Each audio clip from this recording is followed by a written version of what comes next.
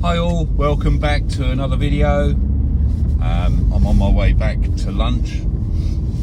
Just been home to have lunch with my wife and my granddaughter. So my wife doesn't work on Tuesdays and Thursdays because she has her grandkids. So our little granddaughter Elna is at home on Tuesdays with my wife, and then on Thursdays she has our little grandson Hugo. So yeah, just been to have lunch with them. Very nice too.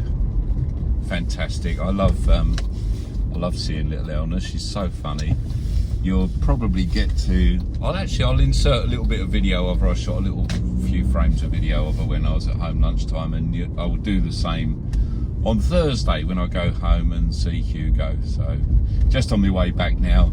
I must say today is a much better day than yesterday. It was so manic yesterday, so busy. We had so much work on, and I really hate it when you can't do things properly because you're so busy. Today is much better, a bit more organised, a bit more time to spend a bit more attention to detail, which is so much better. And yeah, it just makes, I think everyone's happier when it's like that. And Mondays, beginning of the week's always busy, always stressful. And it's just nice to not be in that situation. So yeah, heading back now. Got a few things on this afternoon. I've got a few loose ends yesterday from yesterday that I still need to tie up and get done, so I'm going to have the opportunity to do that this afternoon. I should be all nice and straight again for Wednesday. I don't know whether you saw yesterday's video. Managed to get a bit more time in on the Morris Minor last night, did a bit more stripping. I now have a drill, so I can use my poly paint stripping wheel thingy on the drill, which is so much better because it takes the paint off without scratching the bonnet. It does a really good job. So I'm pleased I've got that, and I can get that done now. So the bonnet's looking really good.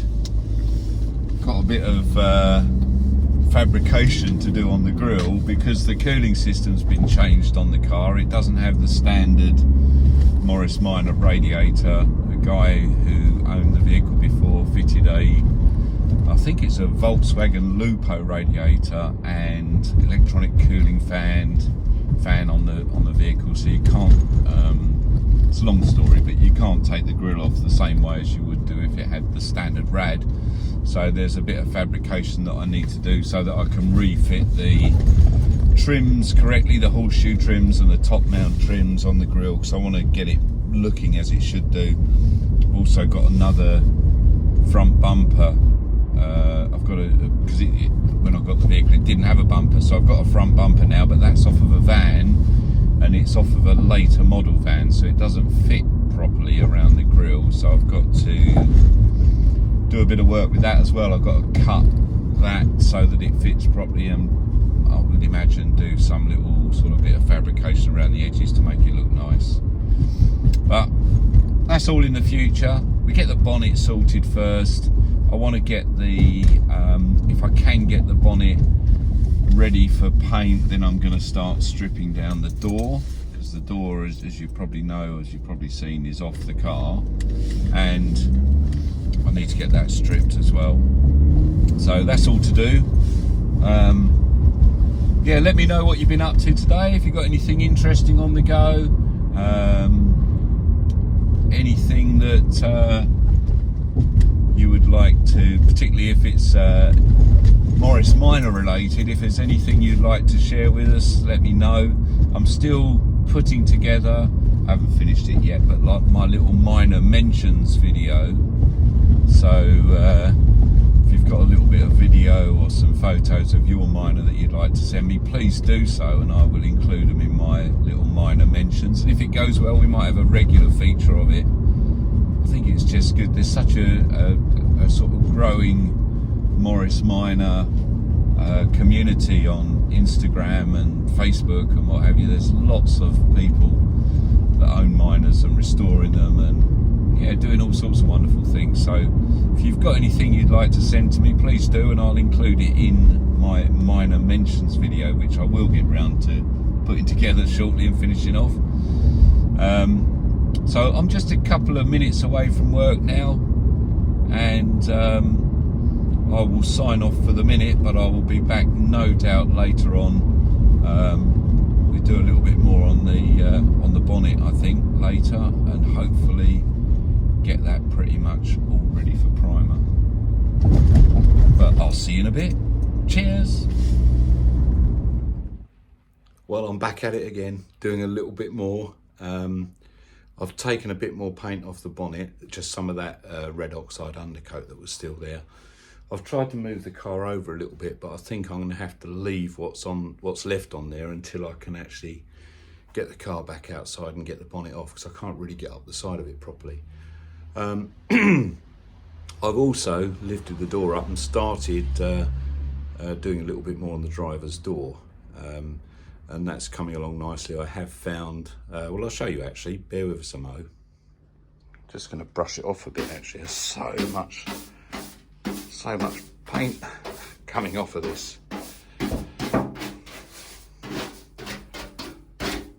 I'll hoover up in a minute, I think, but let's just clean it off a bit so you can see what I'm talking about.